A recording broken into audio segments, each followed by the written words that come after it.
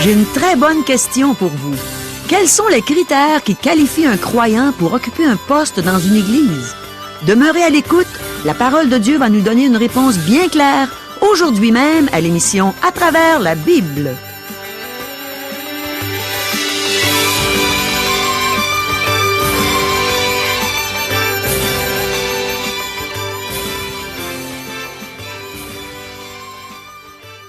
Chers auditeurs, pour en savoir davantage sur le contenu de cette émission, vous pouvez contacter en tout temps Radio Espoir via Internet à www.radioespoir.ca ou par téléphone, sans frais, au 1-877-l'Espoir, 1-877-537-7647. Bonjour, ici Caro. Je trouve ça rassurant de savoir que la Bible a la réponse à toutes mes questions. Pas vous? Voici nos questions pour aujourd'hui. Devons-nous être prudents avant d'accepter un poste dans une église? Est-ce que Dieu tiendra davantage responsables ceux qui occupent des postes dans les églises? Est-ce que l'épouse d'un pasteur est un pasteur adjoint? Un croyant handicapé a-t-il tous les droits et privilèges d'un autre croyant? Ceux qui servent Dieu doivent-ils être saints?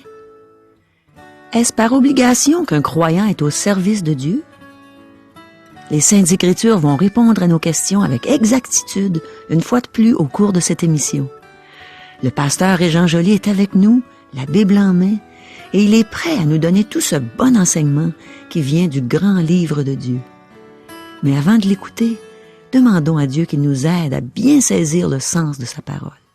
Prions. Oui, Seigneur, on désire comprendre le sens que tu as donné à ta parole. Instruis-nous aujourd'hui, parle à nos cœurs, donne-nous ton enseignement, l'enseignement de Dieu. Amen. À toi, Régent. Merci beaucoup, Caro. Chers amis, dans les chapitres 11 à 20, nous avons vu les lois qui s'adressaient à tout le peuple.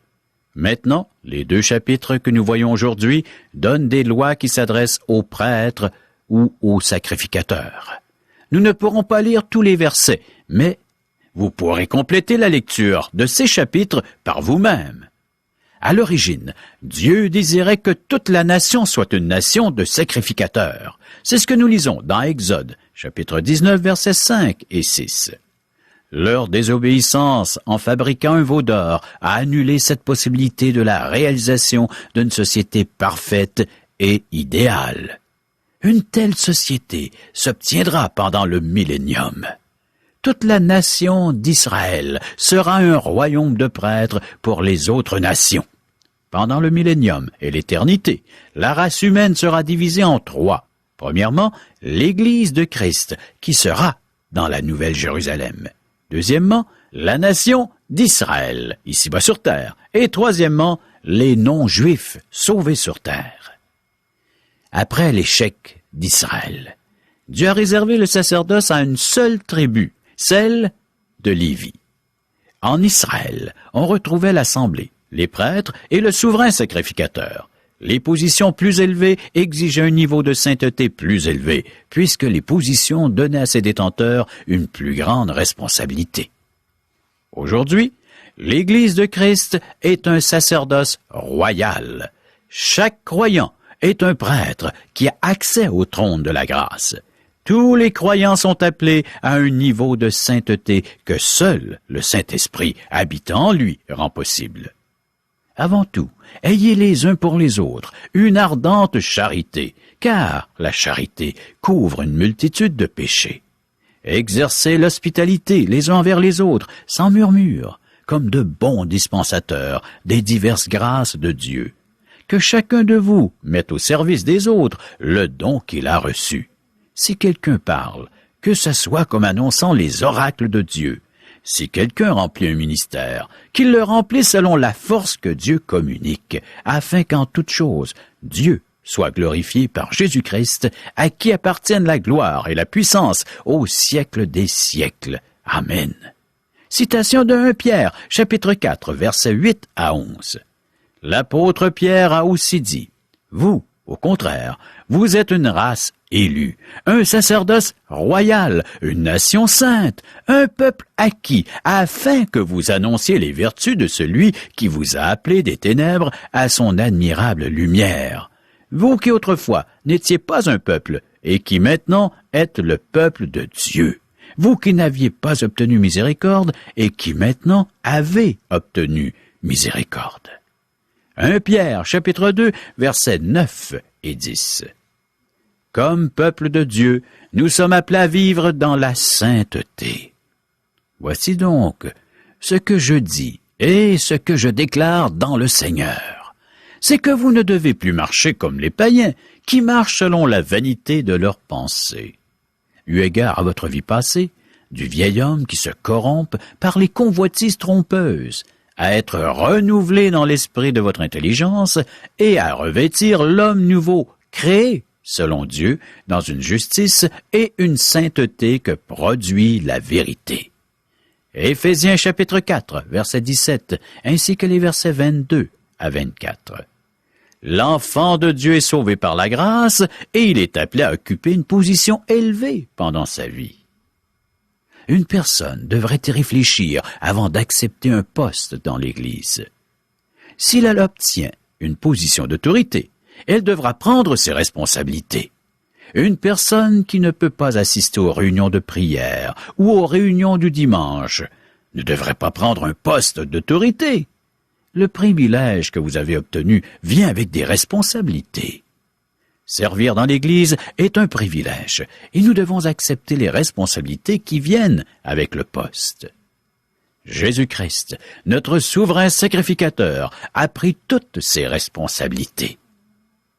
Il nous convenait, en effet, d'avoir un souverain sacrificateur comme lui, saint, innocent, sans tache, séparé des pécheurs et plus élevé que les cieux, qui n'a pas besoin, comme les souverains sacrificateurs, d'offrir chaque jour des sacrifices, d'abord pour ses propres péchés, ensuite pour ceux du peuple, car ceci, il l'a fait une fois pour toutes en s'offrant lui-même. En effet, la loi établit souverain sacrificateur des hommes sujets à la faiblesse, mais la parole du serment qui a été fait après la loi établit le Fils qui est parfait pour l'éternité. Hébreux, chapitre 7, versets 26 à 28. Le Seigneur Jésus est à la fois le sacrificateur et le sacrifice, car il s'est offert lui-même. Les prêtres et le souverain sacrificateur sont aussi sujets à certaines lois. Chers amis, débutons notre lecture du Lévitique chapitre 21, versets 1 à 3. L'Éternel dit à Moïse, « Parle aux sacrificateurs, fils d'Aaron, et tu leur diras, « Un sacrificateur ne se rendra point impur parmi son peuple pour un mort, excepté pour ses plus proches parents, pour sa mère, pour son père, pour son fils, pour son frère, et aussi pour sa sœur encore vierge, qui le touche de près lorsqu'elle n'est pas mariée. » Ces lois s'adressent aux sacrificateurs. La mort est une conséquence du péché. Donc, les sacrificateurs ne doivent pas se contaminer avec celle-ci.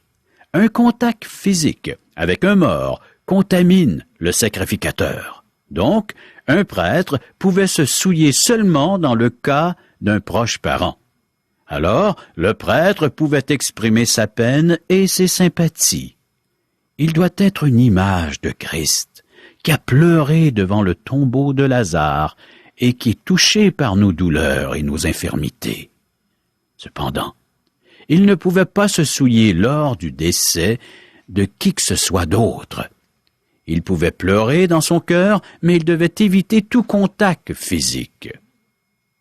Verset 4. Chef parmi son peuple, il ne se rendra point impur en se profanant. Puisqu'il occupait une position élevée, il devait se garder du monde davantage que le commun des mortels.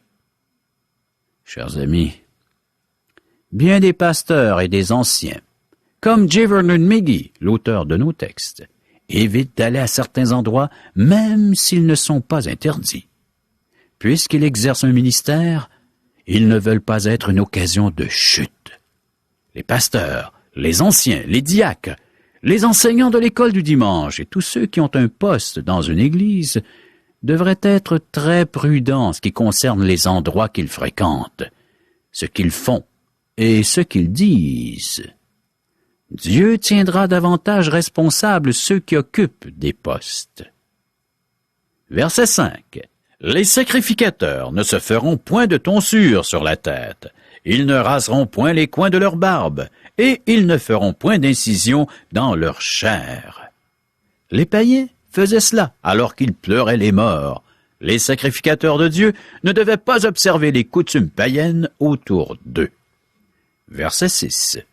Ils seront saints pour leur Dieu, et ils ne profaneront pas le nom de leur Dieu, car ils offrent à l'Éternel les sacrifices consumés par le feu, l'aliment de leur Dieu, ils seront saints.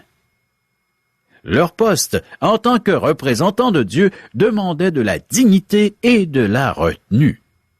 Ceci est aussi exigé des pasteurs de nos jours, car il faut que l'évêque soit irréprochable, comme économe de Dieu, qu'il ne soit ni arrogant, ni colère, ni adonné au vin, ni violent, ni porté à un gain déshonnête, mais qu'il soit hospitalier, ami des gens de bien, modéré, juste, saint, tempérant. Tite, chapitre 1er, versets 7 et 8. Lévitique, notre chapitre 21, cette fois les versets 7 et 8, nous lisons. Ils ne prendront point une femme prostituée ou déshonorée.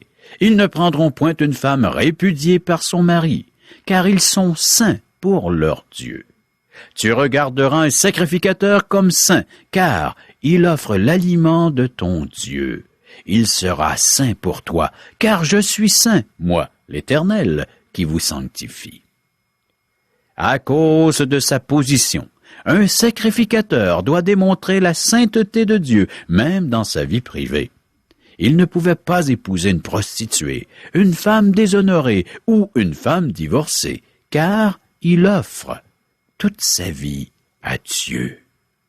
Le prêtre est une image de Christ. De plus, l'Église, qui est formée des croyants, est appelée l'épouse de Christ. Elle doit être purifiée avant d'être présentée à Christ. Les autorités de l'Église doivent être un exemple aux autres en cette matière. Nous devons aussi reconnaître qu'une épouse de pasteur n'est pas un pasteur adjoint. Elle est simplement son épouse, et c'est le seul rôle qu'elle a à tenir. Elle doit se comporter de façon à honorer la position de son mari. Elle n'a pas à jouer du piano ou de l'orgue, chanter dans la chorale ou être présidente du comité missionnaire.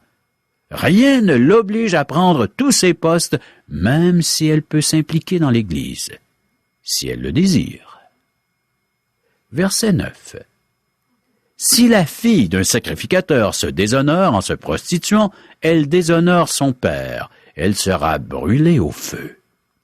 La punition est très sévère à cause de la position de son père. Versets 10 à 12. Le sacrificateur qui a la supériorité sur ses frères, sur la tête duquel a été répandue l'huile d'onction, et qui a été consacré et revêtu des vêtements sacrés, ne découvrira point sa tête et ne déchirera point ses vêtements.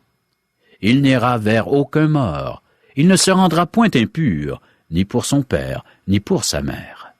Il ne sortira point du sanctuaire, et ne profanera point le sanctuaire de son Dieu, car l'huile d'onction de son Dieu est une couronne sur lui. Je suis l'Éternel. C'est la première mention du souverain sacrificateur. En tant qu'oint pour le service de Dieu, il doit se tenir à l'écart du péché et du monde. Il devait porter une couronne sur laquelle étaient inscrites les paroles suivantes. « Sainteté à l'Éternel ». Ceci lui rappelait qu'il était, à qui il appartenait et qui il servait. Il ne devait pas déchirer ses vêtements sacerdotaux. Il n'était pas un homme violent. Au semblant de procès que l'on a fait à Jésus, Caïphe, le souverain sacrificateur, a déchiré ses vêtements. Il a violé la loi en posant ce geste. De plus, le souverain sacrificateur ne devait pas participer aux funérailles de son père ou de sa mère. Il avait été oint, choisi, et il devait être entièrement consacré à Dieu et séparé du péché à cause de sa position. L'huile d'onction fut répandue sur la tête de Jésus, et il est venu pour faire la volonté de son Père, soit mourir à la croix pour nos péchés. Il demande une telle consécration de la part des véritables croyants. Il faut que ceux qui servent marchent dans la sainteté. C'est le thème principal de cette section. Maintenant, nous avons les items qui disqualifient un lévite pour un poste de sacrificateur. Ces items se trouvent du verset 16 au verset 24 du chapitre 21. Le texte parle de défauts corporels, tels qu'un nez camus, la cécité, une fracture au pied ou à la main, un homme bossu ou grêle, la gale, une dartre. Pourquoi Dieu donne-t-il une telle loi? Le sacrificateur est une image du Seigneur Jésus, qui était parfait dans sa personne et son œuvre, dont il doit refléter cette image. Notez que ces personnes n'étaient pas exclues de la table du Seigneur. Ils ne pouvaient pas s'approcher ni du voile devant le lieu très saint, ni de l'autel. Cependant, le verset 22 nous dit qu'ils pouvaient manger l'aliment de Dieu, des choses très saintes et des choses saintes. Malgré leur infirmité, Dieu pourvoyait à leurs besoins, ce qui ne se faisait pas dans le monde païen. Nous trouvons une leçon spirituelle pour nous dans ces versets. Chers amis, de nombreux croyants ont des handicaps physiques ou mentaux sévères. Certains ont même des handicaps moraux ou spirituels. Ceci peut les disqualifier pour certains postes dans l'Église, pour certaines possibilités de service. Mais puisqu'ils sont de véritables croyants, ils ont les mêmes droits et privilèges que les autres croyants. Par exemple, quelqu'un qui a un défaut de la voix et qui ne peut parler clairement ne peut aspirer à un poste qui exige de parler en public. Cependant, si la personne est athlétique, artiste, ou si elle a un autre talent, elle peut se rendre très utile dans un ministère de l'Église locale. Des paraplégiques peignent avec leur bouche et réussissent des tableaux superbes. C'est un don utilisable. De plus, ces personnes peuvent être un puissant témoignage. Une jeune femme atteinte d'une maladie affectant le système nerveux écrivait de la poésie louant Dieu à partir de son lit d'hôpital. Elle pouvait à peine bouger une seule main. Ses poèmes étaient lus dans certaines églises de la région d'Ottawa, et de nombreuses personnes furent touchées par ce ministère simple, mais bénies par l'Esprit de Dieu. Une personne peu instruite peut aussi se rendre utile dans de nombreuses fonctions à l'Église. Tous peuvent témoigner de ce que Christ a fait pour eux. J'ai déjà connu un schizophrénique devant prendre un médicament témoigner davantage à sa famille que de nombreux croyants bien portants. Si l'on n'a pas tous les mêmes dons, nous avons tous les mêmes droits et les mêmes privilèges dans l'Église du Seigneur. Maintenant, le chapitre 22 du Lévitique explique que les prêtres ne pouvaient pas profaner le nom de Dieu en s'approchant des choses saintes s'ils étaient impurs ou s'ils étaient souillés en touchant quelque chose d'impur. Les maladies, le régime alimentaire et toucher un mort pouvaient rendre une personne impure. Nous n'irons pas dans tous les détails de ce chapitre, que vous pourrez lire par vous-même, mais son thème est simple. Le voici. Ceux qui servent Dieu doivent être saints. Ils doivent aussi être saints dans leurs relations avec les autres, y compris les relations dans leur foyer, leur vie sociale, en affaires et dans le monde. Il devrait aussi en être ainsi avec les chrétiens d'aujourd'hui. Un croyant doit être saint dans toutes ses relations familiales, sociales et commerciales. Pourquoi doit-il en être ainsi? Dieu donne la raison au verset 31, et c'est ce que nous allons lire de ce chapitre du Lévitique, 22e chapitre, versets 31 à 33. Vous observerez mes commandements, et vous les mettrez en pratique. Je suis l'Éternel. Vous ne profanerez point mon saint nom, afin que je sois sanctifié au milieu des enfants d'Israël. Je suis l'Éternel qui vous sanctifie, et qui vous ai fait sortir du pays d'Égypte pour être votre Dieu. Je suis l'Éternel. » Voilà. Les prêtres étaient les témoins de Dieu auprès de la nation. Ils n'étaient pas appelés vers toutes les nations de la terre, comme nous le sommes aujourd'hui. C'est en tant que nation qu'Israël servait Dieu. Alors, cette nation faisait cela. Le monde entier était attiré vers Jérusalem. Le saint nom de Dieu devait être présenté dans chaque rituel religieux, chaque geste d'adoration de cette nation. Les versets nous donnent 5 raisons d'obéir. La première raison, je suis l'Éternel. Deuxième, afin que je sois sanctifié au milieu des enfants d'Israël. Troisièmement, je suis l'Éternel qui vous sanctifie. Quatrièmement, qui vous ai fait sortir du pays d'Égypte. Et cinquièmement, votre Dieu. Les enfants de Dieu ont une liberté en Christ, mais celle-ci ne leur donne pas le droit de vivre dans le péché et de profaner ainsi le nom de Dieu. Nous devons manifester avec zèle la sainteté et la justice de Dieu dans notre adoration.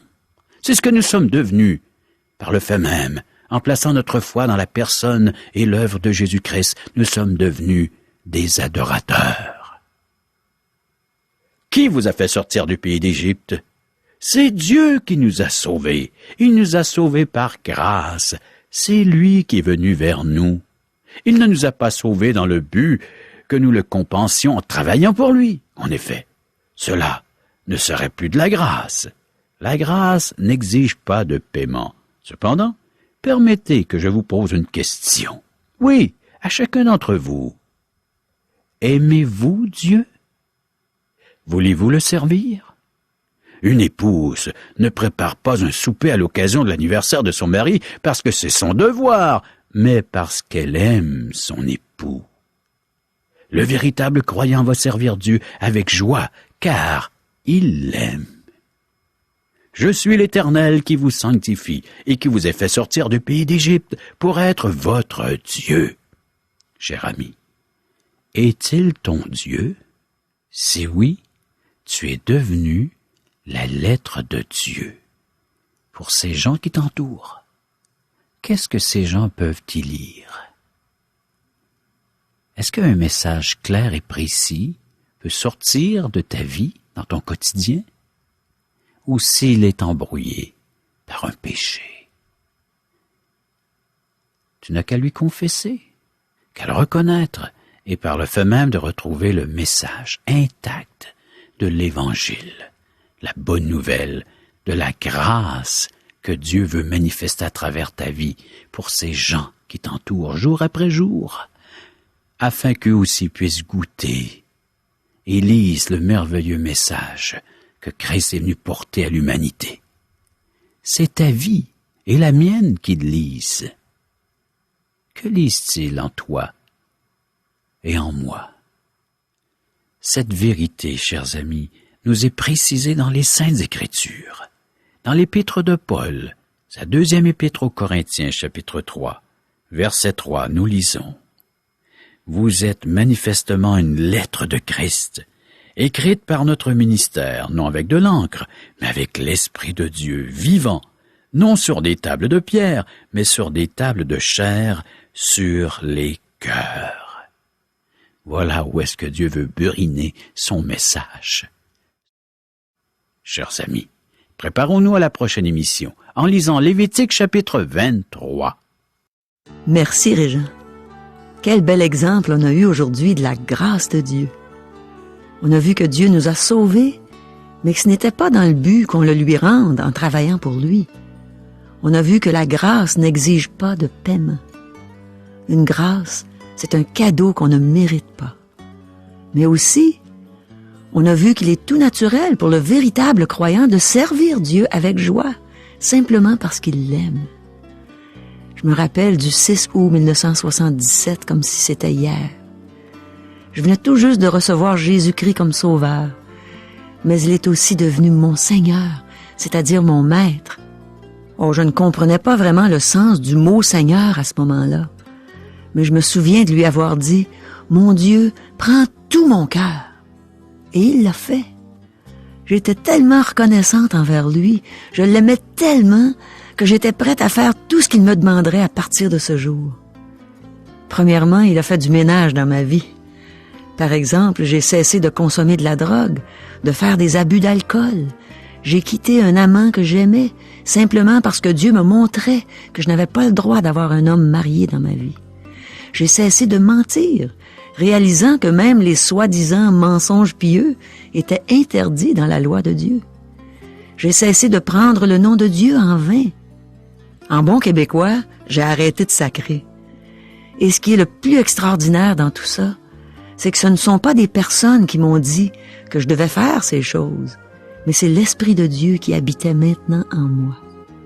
Quand on a une bonne relation avec Dieu et qu'on désire sincèrement accomplir sa volonté, il nous révèle tout ce qu'il attend de nous. Et ensuite, Dieu s'est mis à me montrer les œuvres qu'il désirait accomplir à travers moi. L'une d'entre elles, c'était de dire aux gens que je connaissais ce que Jésus venait de faire pour moi. Et je me suis mise à dire à ma famille, à mes collègues, à mes amis, à mes voisins, et même à de purs étrangers, que j'avais un sauveur merveilleux qui venait de me donner la vie éternelle, simplement parce que je croyais en lui, en son sacrifice rédempteur à la croix.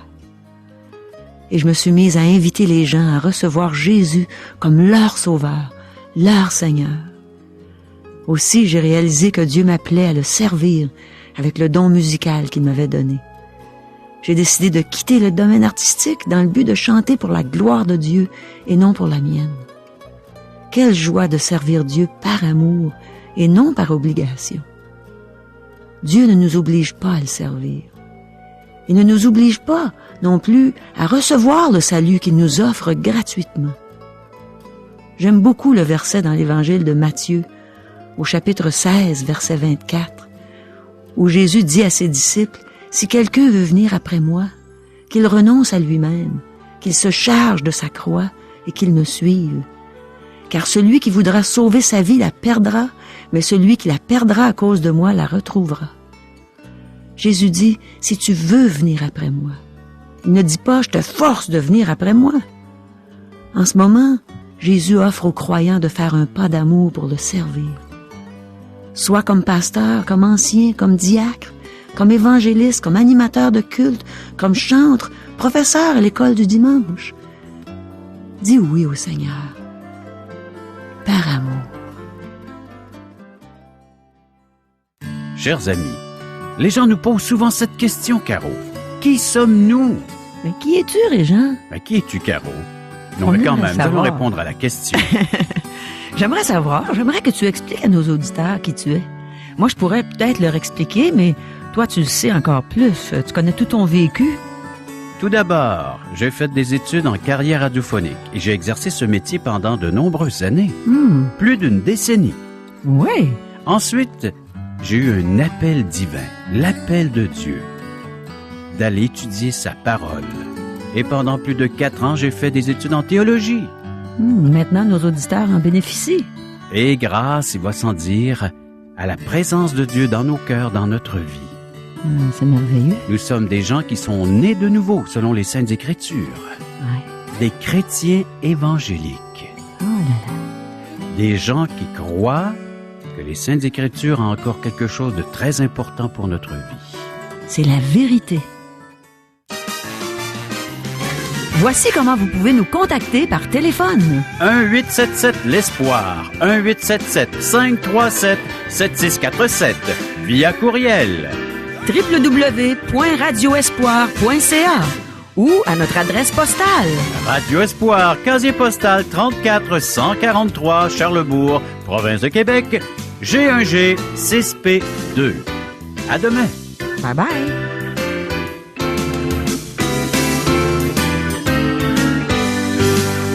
Cette émission vous a été présentée par Radio Espoir.